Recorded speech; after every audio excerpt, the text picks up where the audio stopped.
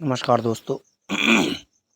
मैं आज आपको कुछ ऐसा मंत्र बताने जा रहा हूँ जो अपने आप में बहुत शक्ति समेटे हुए है। बस ज़रूरत है सही साधक हो और सही तरीके से मंत्र को सिद्ध करे तो अपने आप में इसमें काफ़ी शक्तियाँ समेटे हुए यह मंत्र है। और इसकी सबसे पहले तो यही खासियत है कि यह अपने आप में काफ़ी कुछ देने में समर्थ है।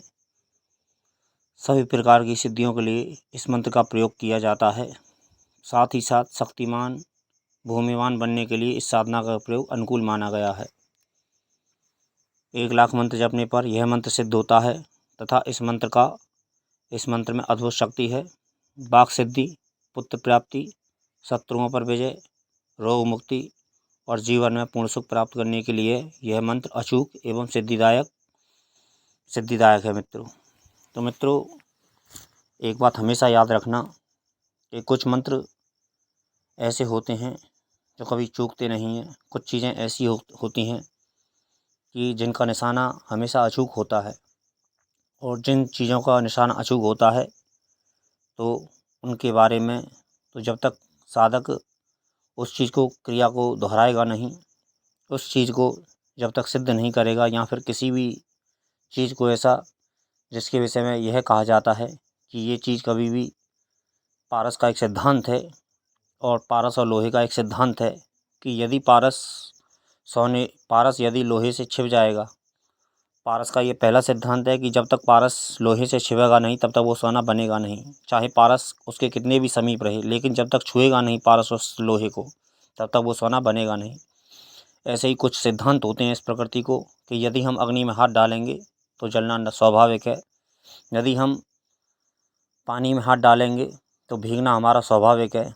इसी तरह कुछ चीज़ों का फल अचूक होता है, जिसको साधक टिप्पणी तो कर देते हैं। बहुत से लोग यह साधक टिप्पणी करते हैं, या फिर कोई भी व्यक्ति सुनने वाला, वीडियो को देखने वाला यह टिप्पणी कर देता है कि क्या यह मंत्र आपने सिद्ध किया है। तो मित्रों, हमने क्या सिद्ध किया है और क्या सिद्ध नहीं किया है, यह बात तो एक अलग है।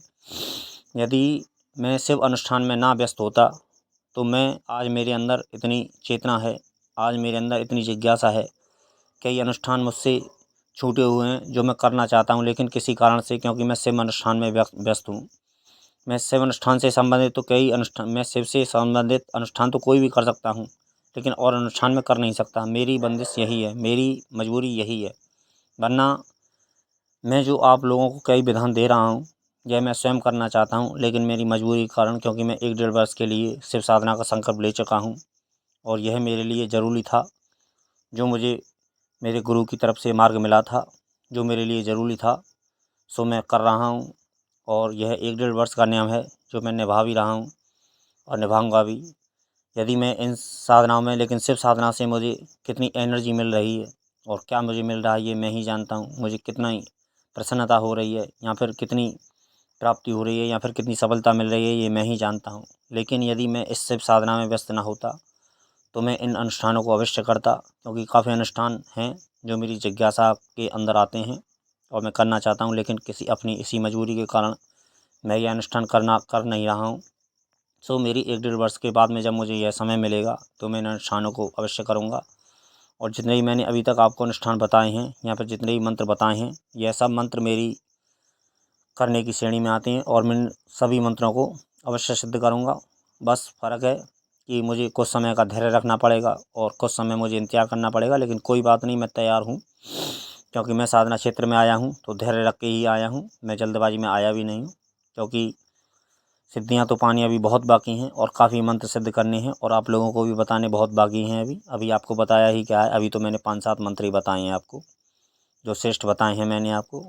वरना तो वैसे तो सभी मंत्र अपने आप में श्रेष्ठ होते हैं, लेकिन फिर भी तो मित्रों मैं यही कहूँगा कि यह मंत्र अपने आप में दुर्गा से संबंधित मंत्र है, और दुर्गा माता तो अपने आप में परिपूर्ण जगत जननी है, माता दुर्गा, और अपने आप में यह मंत्र परिपूर्ण है और इतनी शक्ति समेटे हुए, तो इसके तो विषय में क्या कहूँ मित्रों। और ठीक है मित्रों, फिर आगे कभी